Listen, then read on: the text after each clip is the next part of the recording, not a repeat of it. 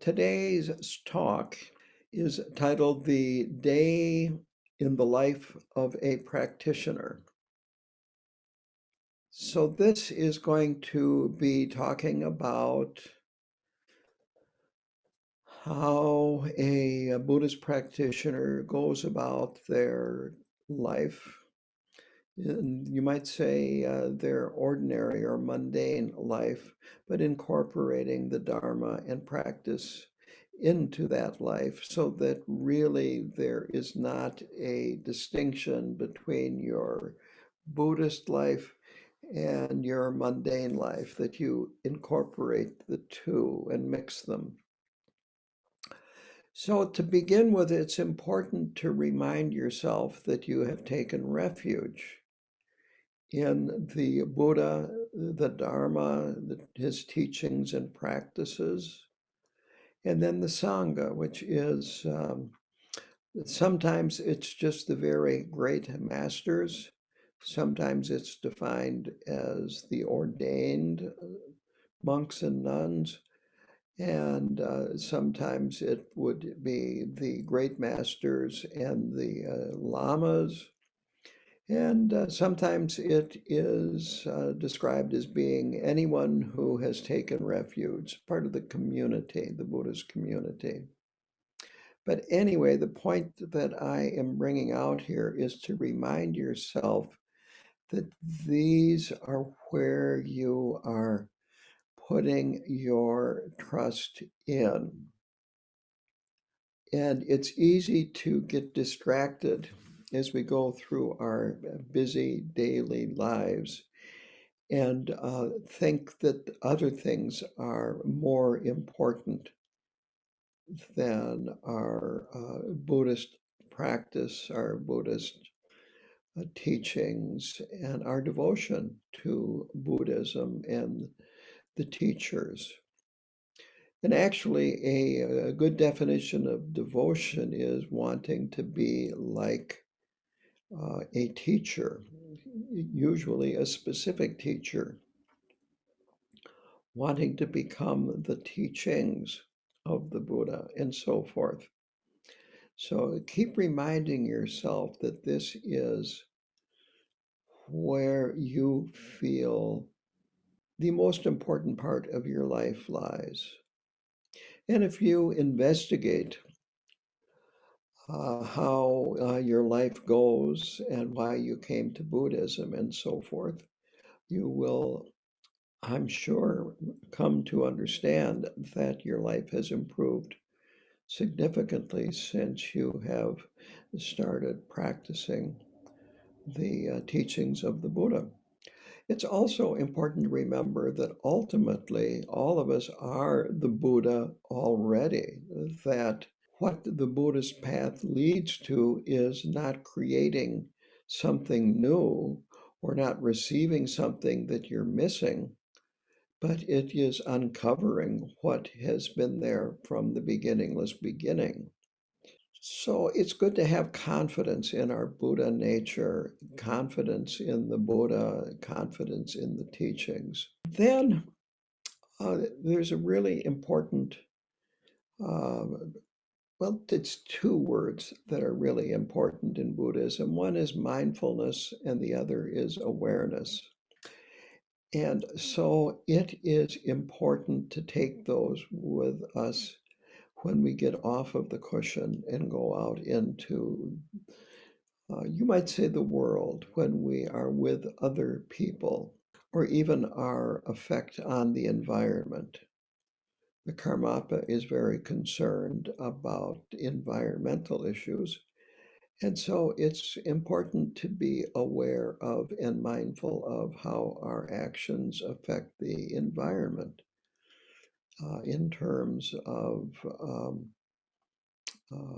recycling instead of just throwing things away, perhaps buying fewer things that eventually just have to be thrown away anyway, that maybe you don't need to get everything that you think you need, that you can do without some things. especially the way it is traditionally referred to as being mindful of how our actions of body, speech, and mind affect others and how they affect ourselves. That our actions can benefit other people, they can harm other people, they can inspire people to, you might say, be better people, but they can also inspire people to be worse. So you want to be motivated when you leave the cushion in the morning to be of benefit to other people and to pay attention to what you are doing and how it affects other people. In terms of what you are doing and it affects yourself, it's actually good to, from time to time, take a look at your home and perhaps the interior of your car and so forth. And because we are influenced by our surroundings, and you want to have your surroundings as calm and peaceful as is practical. What books you read, what music you listen to, what you programs you watch on TV or stream, the movies, and whatever you might say that you are putting into your mind, you have to realize that you have control over much of this. And maybe a lot of things out there are better if they are not, shall we say, put into your mind.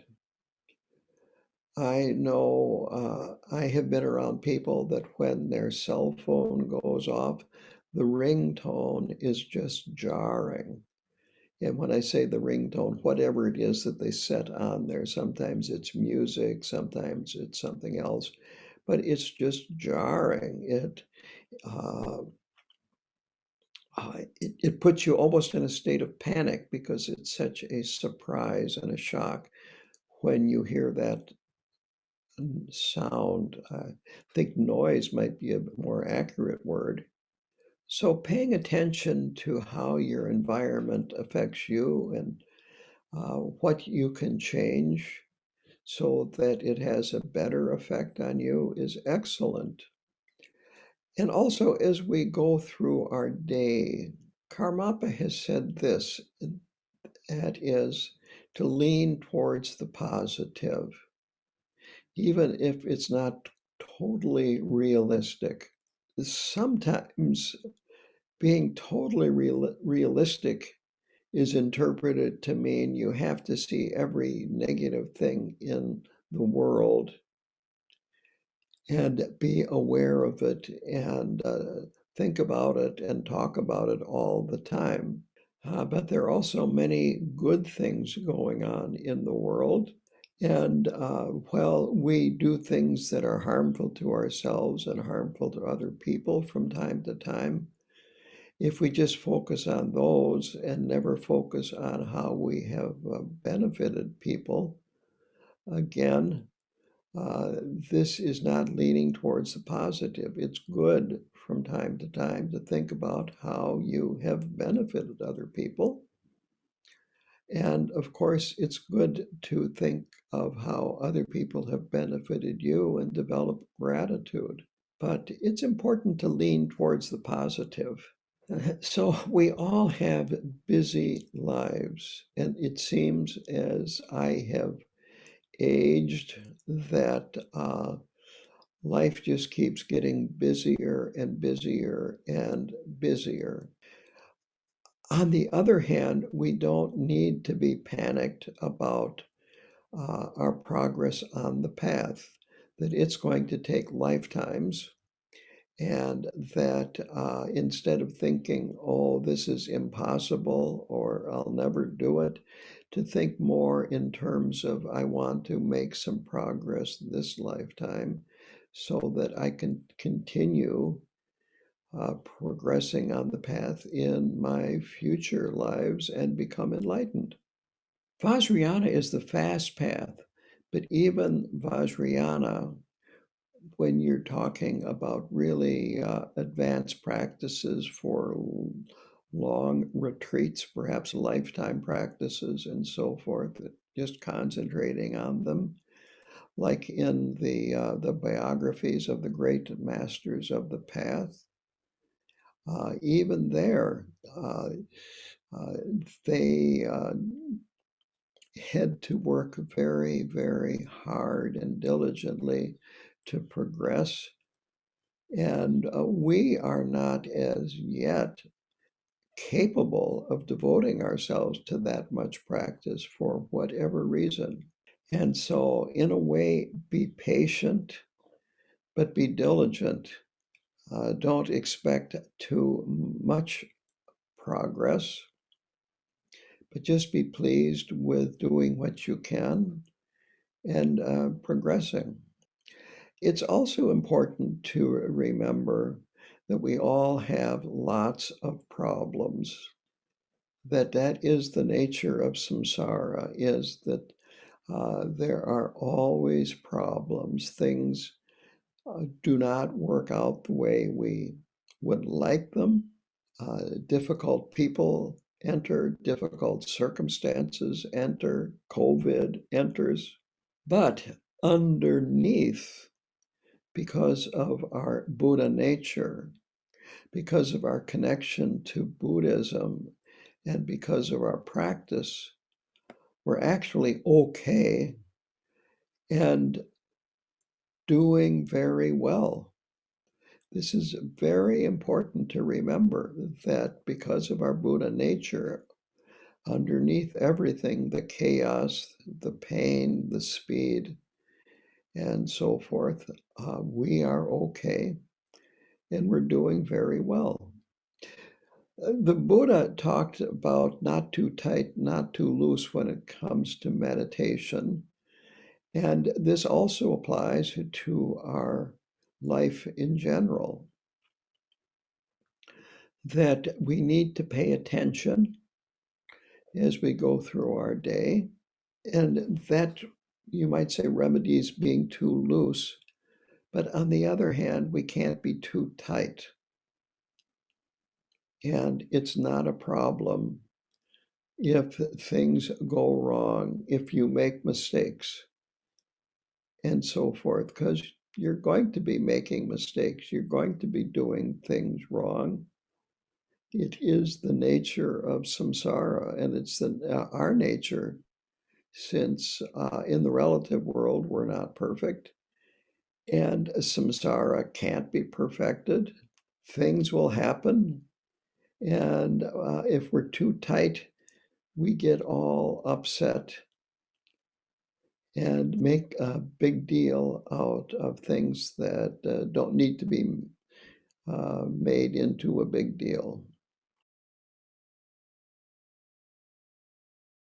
There are a couple of quotes from Tai Situ Rinpoche from this book, Ground, Path, and Fruition, that the book class is studying. So the first one is, don't worry too much about your life. Enjoy it. Just don't be too indulgent. Practice diligence, but don't let your practice become a burden for you. So this is very important. Be diligent, which means joyful exertion, but don't let the practice become burdensome where you really don't want to do it, but you feel that, well, I have to do it. And so his advice is that when practicing, be comfortable, be happy, be joyful, have honor and respect for the Buddha, his teachings, and the teachers, and then have gratitude towards all of them. So he also says, don't beat yourself up. You can't be this way all the time. Don't beat yourself up if you can't be like Milarepa and abandon everything and go off into retreat for the rest of your life. Or as he did, wander around Tibet with little in terms of belongings. So we need to be realistic and slow and steady is best for most people most of the time, Taisito Rinpoche feels. The important thing is the steady part of it. A real obstacle is when you start thinking, well, I'm too busy to do any practice today. And but at some point, I'm going to take a break and I will practice all weekend long, or I'll attend a program out at KTD and so on and so forth. But it's much more important to have a regular practice at home by yourself that you do every day, even if it's for 15 minutes. But this is developing a positive habit. And if you just practice when you have time in your life and you're not overwhelmed, then you're developing a habit to not do it regularly. And if you think that, well, I have just lots of duties in my life, not lots of responsibilities, and so on and so forth, and there just isn't time, or this is just too overwhelming, and so on. Here is another quote from him, and he is talking about his own life. I don't know where I am, and I don't know where I am going, but I know I am surrounded by water and that I'm still alive. And so I have to keep on kicking for as long as I can. And what he is getting at here is his life is actually very difficult because of the responsibilities that he has. And that there are all kinds of things that come up during the day for him that he has to work with. But as he says, I feel like I'm surrounded by water, meaning my interpretation is surrounded by difficulties and problems and so forth. And so, since he's still alive, he has to keep on kicking as long as he can. What I think he's referring to by the kicking is what you would do when you swim. Perhaps if he would have said, I have to keep on swimming as long as I can. So it's really important to remember that this is the nature of samsara, the speed, the difficulties, the obstacles, and so forth. I remember when I first started going out to KTD, they had the old building there. This was before I did retreat starting in 1993. And in the old building, they had the living quarters. Kempo Karka Rinpoche lived there. Barter Tulku Rinpoche lived there. The staff lived there. And then people that would attend programs could also stay there if there was room. And in the dining area, there was a pop machine, the kind that you put money into and then push a button and your pop comes out. And I remember distinctly seeing a Barter Tulku Rinpoche going up to that machine, putting money in it, pushing the button, and nothing came out. And the lesson that I got from that was that just because you are a respected teacher, just because you have a high level of realization, doesn't mean that you are free of the difficulties of samsara that other people face.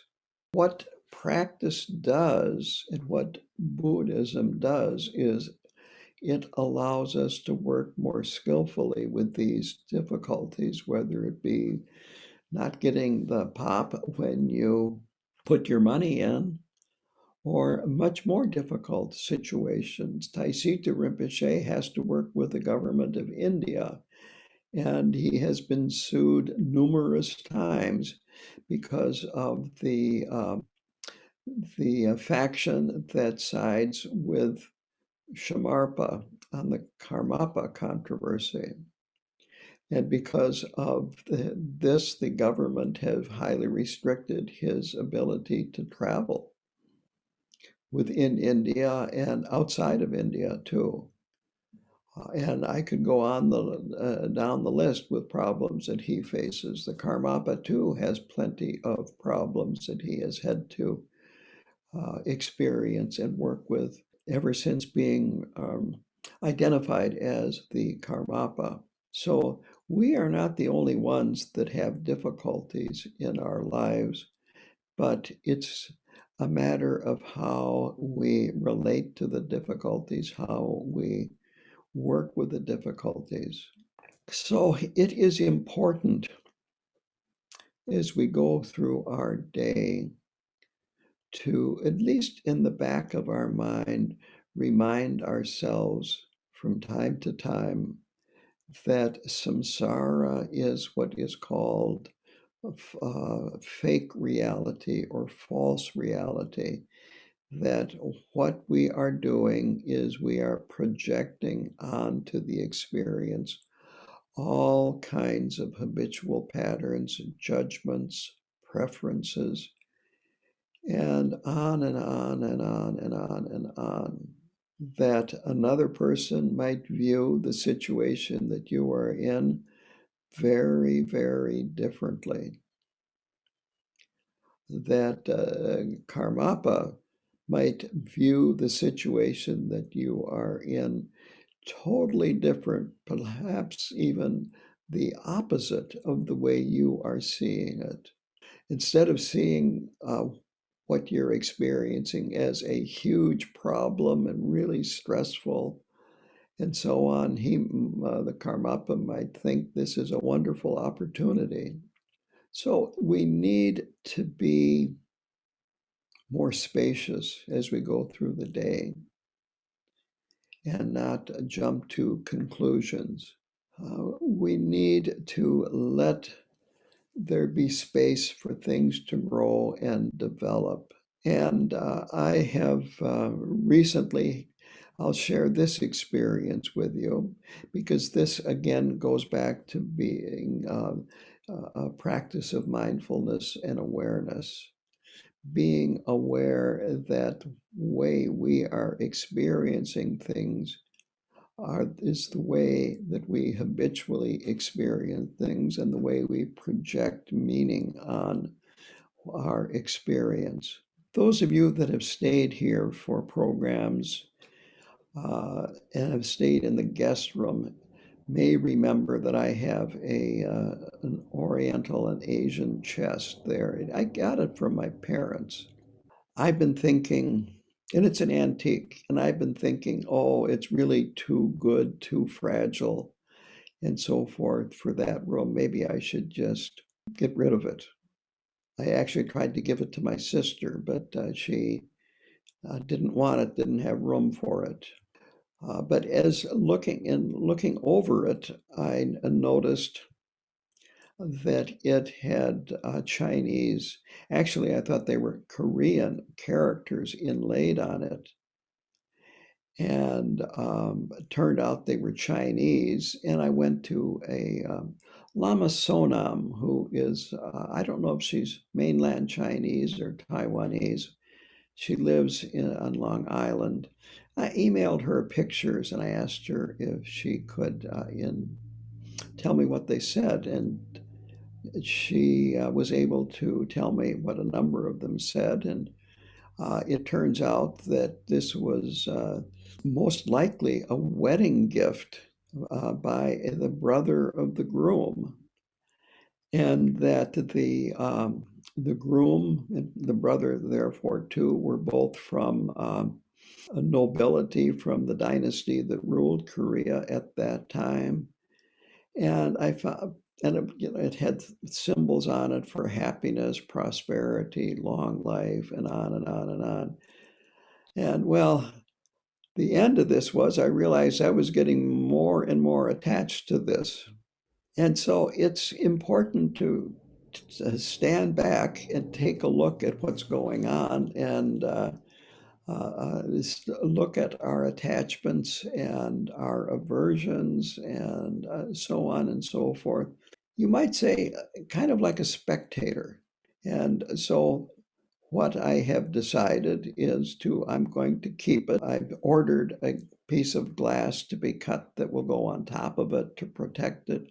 And I'm moving it and I'm putting in a dresser in that room that I had in another place so that people that come and stay can put their clothes in the dresser because this was a blanket chest and there was really no room for clothes. And then to kind of let go of such attachment that it's fine to have it, but I don't have to make a big deal out of it.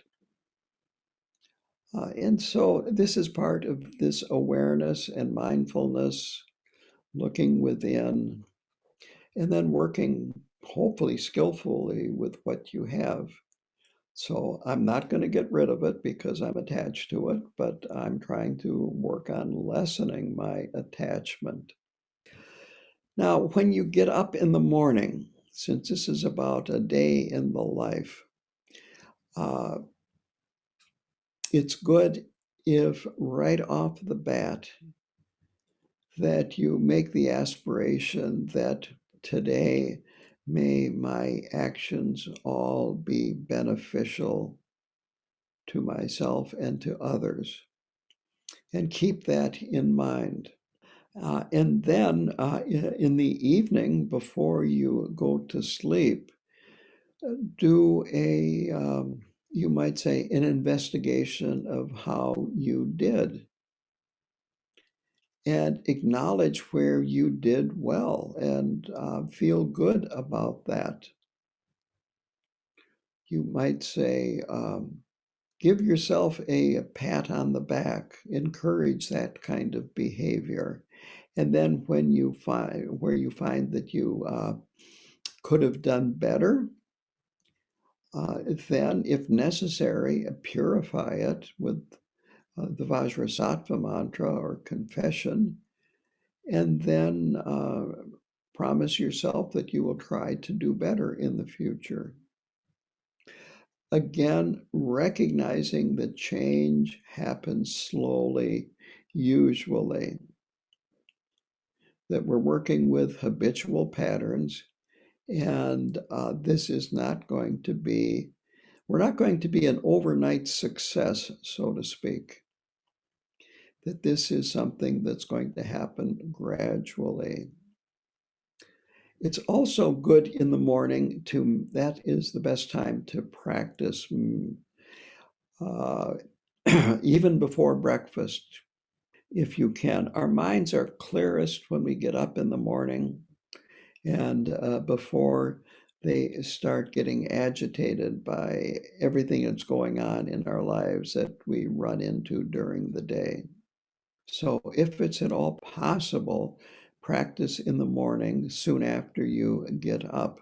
And the practice that you would do would depend on where you are. If you are a Nundro practitioner, Nundro is your main practice, and that would be what you would do. For some people, it is shamatha. Other people might be doing other practices like medicine Buddha, for instance.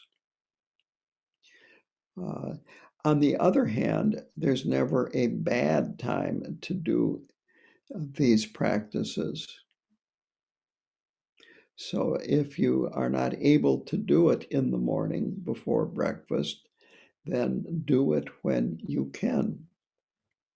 And it's important to remember that Dharma means to heal or straighten. And keep in mind that you need to have you might say some healing as a result of practicing the Dharma, healing our confusion, healing our suffering, healing all of our wild thoughts of anger towards others, and frequently anger towards ourselves, healing our strong desires and our greed and our attachment. And also, of course, healing the what's called the poison of ignorance. But this ignorance is different from the fundamental ignorance. So let me explain this to clarify things here. That the whole root of samsara is fundamental ignorance. It is an active form of ignorance as opposed to just not knowing it. What it is taking that to be that which is not a self to be a self, and that which is not other to be an other. So you are actively engaged in positing a self and other. The poison of ignorance is sometimes translated as stupidity. And this could be described as a lack of common sense.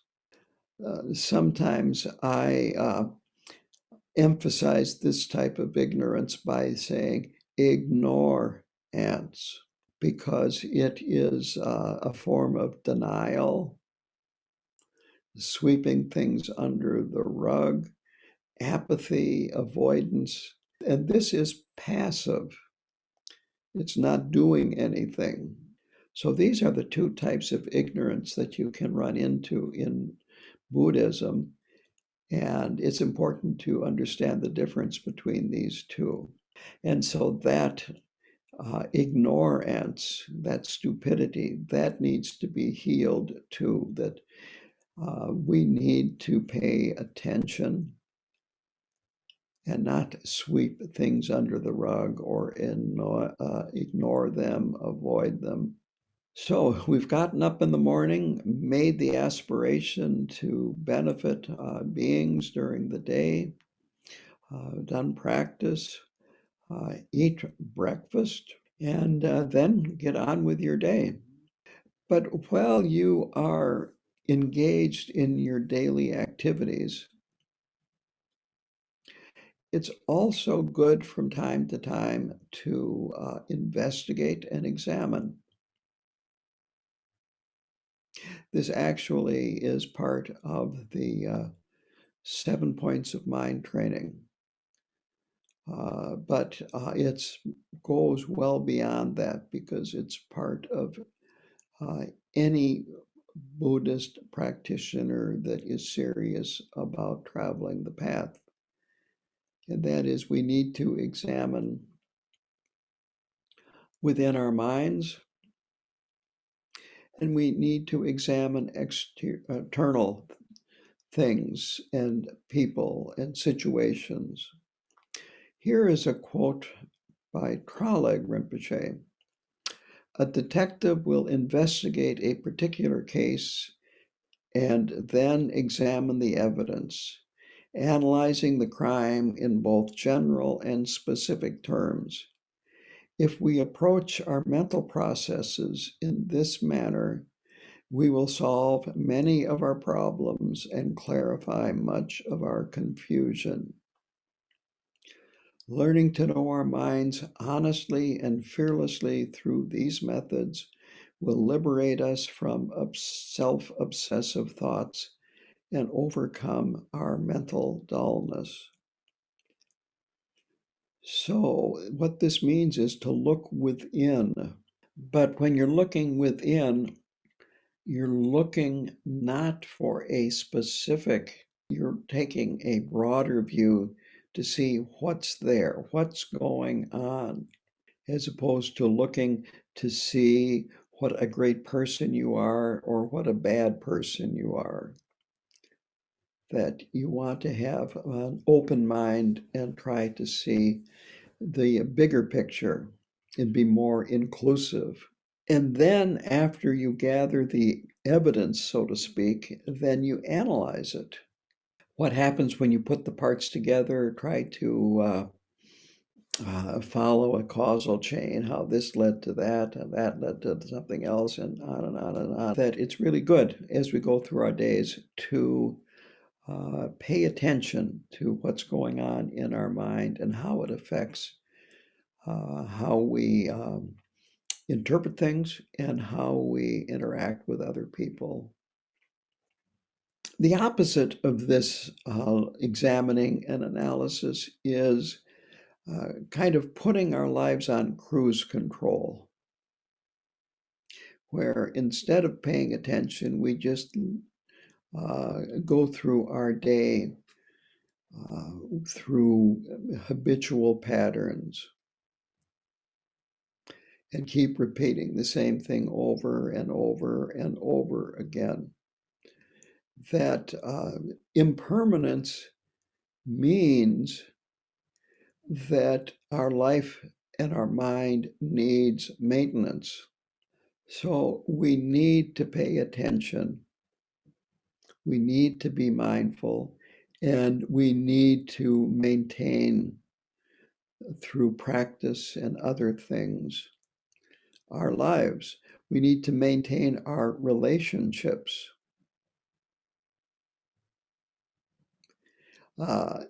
It's easy to think that if I just get all my ducks in a row, that all these problems are going to disappear. But that will never happen because of impermanence. If you do get all your ducks in a row, they're not going to be in a row for very long. And we need to let go of this getting our ducks in a row, and then everything will be all right. This is why I read that quote by Tai Sita Rinpoche at the beginning of the talk.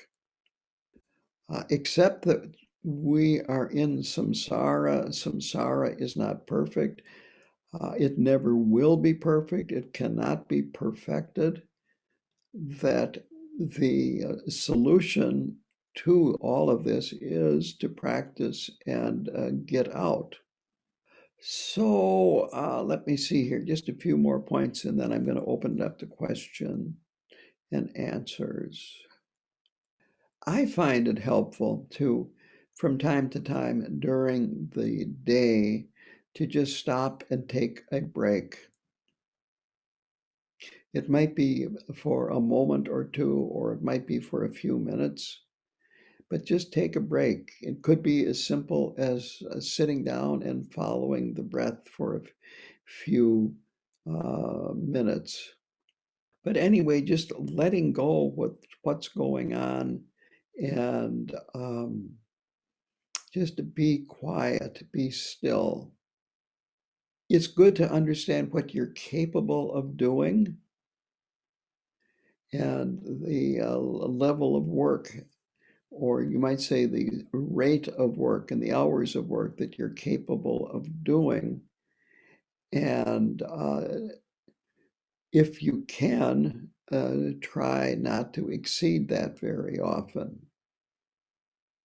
If you're working for other people, it might be much less difficult.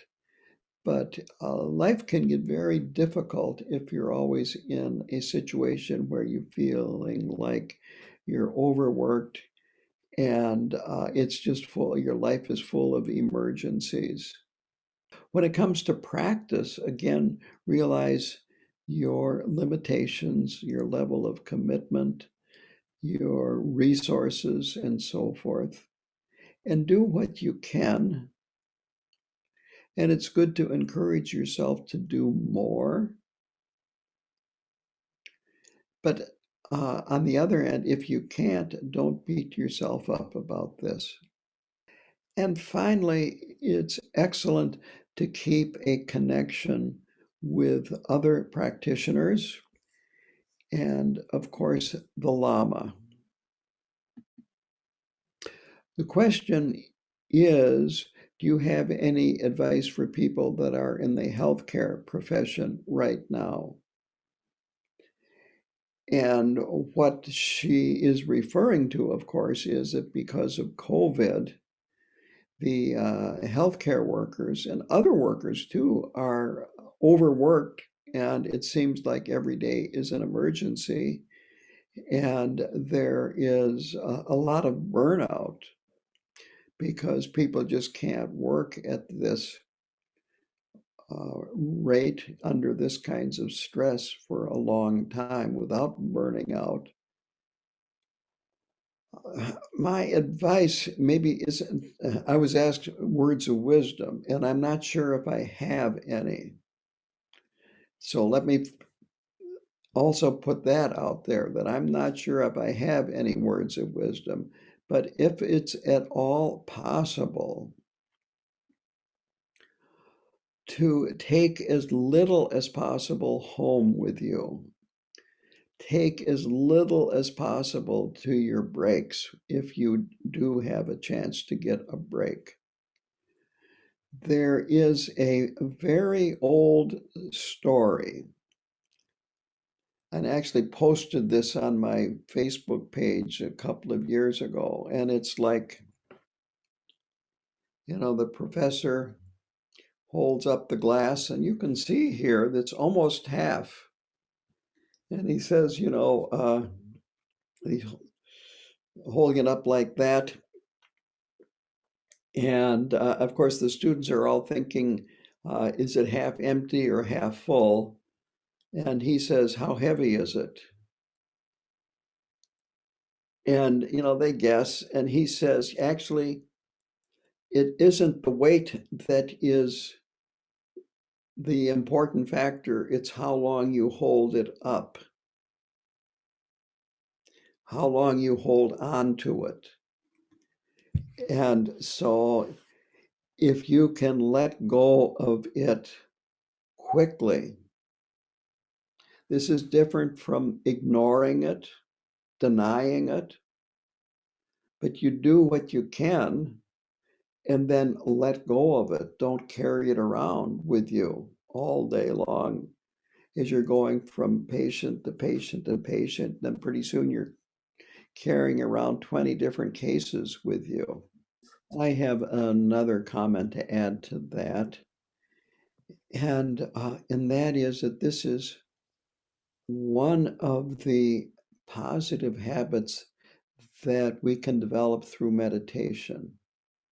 Because if we meditate properly, when a thought comes into our minds, we recognize it and then come back to the breath. We are aware that we are having thoughts, but we also are mindful and come back to the technique.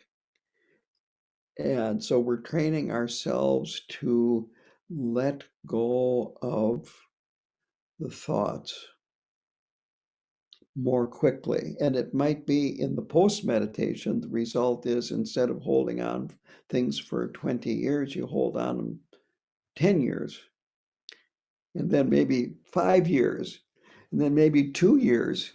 But the idea is that there's this progression that happens, and we hold on to things for less.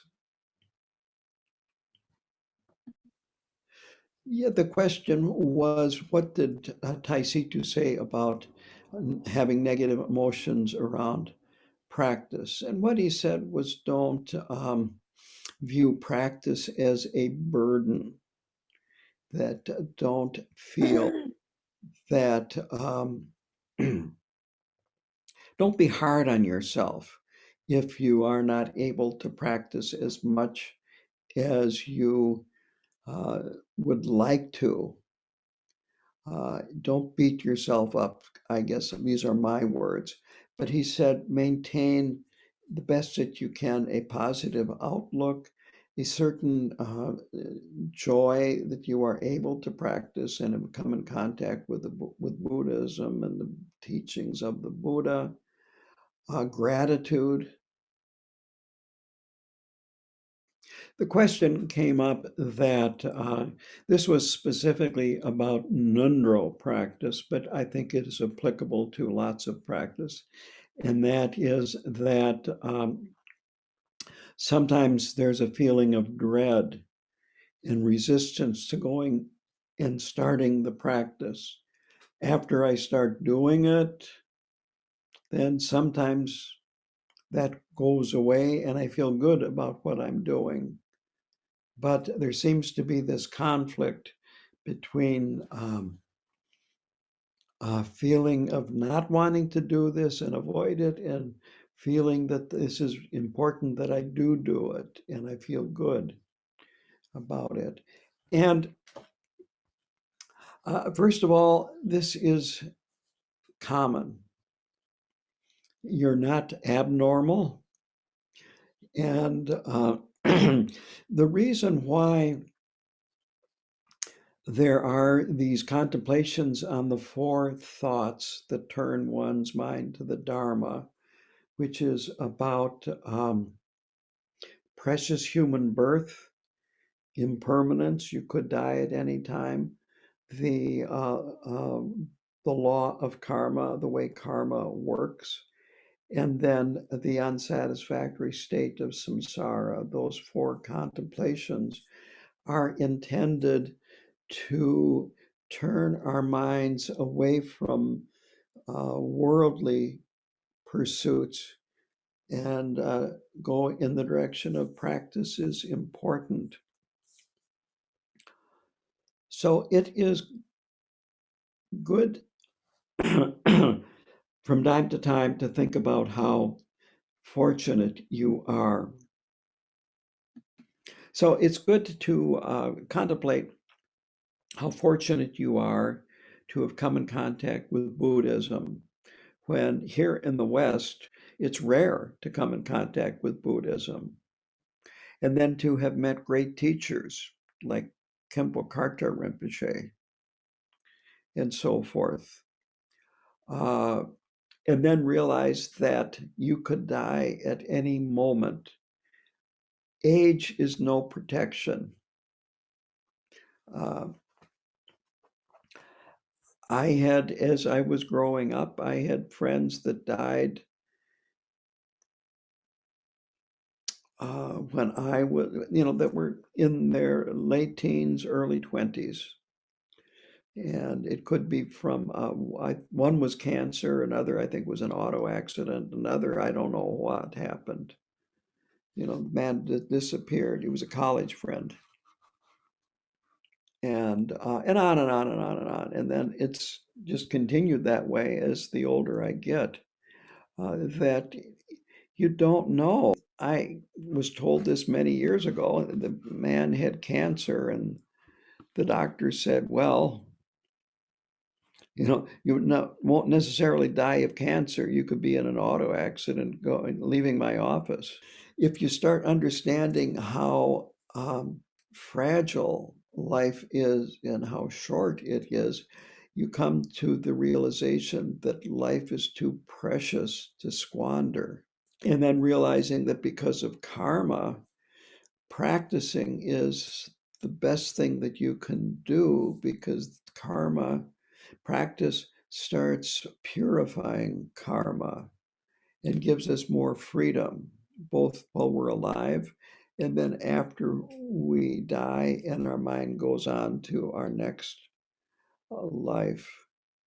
And then the fourth one is the unsatisfactory state of samsara, is that no matter what your birth is, it's full of suffering. And here in the West, it might seem hard to relate to these other realms, the God realms, the hell realm, the hungry ghost realm. We're familiar with the animal realm, but it can be hard to relate to even having a future life. A lot of Westerners just feel when you're dead, that's it. It's over with.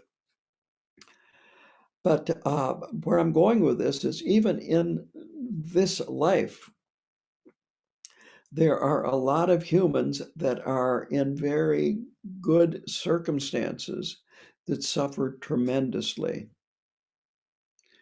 that are very wealthy, and yet because of their greed, they are suffering because they focus on what they don't have rather than what they do have, and they're always desire to have more and more and more and more. What was that, 62 million for that one? Uh, I can't even remember the technical term for it. This was in the news recently. It was a non-fungible item, I think. Was it 62 million that the guy paid for that? I mean, it's like, does that make him happy? I doubt it. And you hear all kinds of stories about people that are wealthy, famous, and so on and so forth, and they're full of problems. So the idea is to realize that there's what we look for in terms of samsara is, and I lived happily ever after. It's called a fairy tale because it is a fairy tale. And so these thoughts, these four thoughts can really help counter that. The follow-up was that even with contemplating the four thoughts and regular practice and so forth, I still have difficulties. Sometimes I feel like I am just kind of faking it and going through the motions, but there's really nothing deep inside that is going on. It's very shallow and so forth. And again, this is not a big problem unless you let it become a big problem. Because in actuality, yes, you're not going to be able to do Nundro perfectly. You're not going to meditate perfectly. You will get distracted. And that we have to realize that we are traveling the path and that we're looking to improve rather than be perfect. That is really important. And it is better to do the practices than to not do them. So even if you are rushing through the chanting, rushing through the prostrations, and your mind is all over the place, it's important to stick with it. If you don't, you're developing a habitual pattern to quit and not do it. And that'll just get stronger and stronger and stronger. A few years ago, I was at KTD. Frequently, when they have certain programs, they will have different lamas do Nundro instructions. And I don't know which of the four practices. It probably was prostrations now that I think about it, but it might have been Vajrasattva. And a person attended who had a text that was a KTD text, and I'd never seen this text before. The reason was it was published, I'm not sure when, but by the time I started doing Nundro, which was in 1989, they had replaced it with a different text, a different edit of this Nundro text. And so this text predated my contact with Khenpo Karthar Rinpoche and KTD in 1989. And here she was.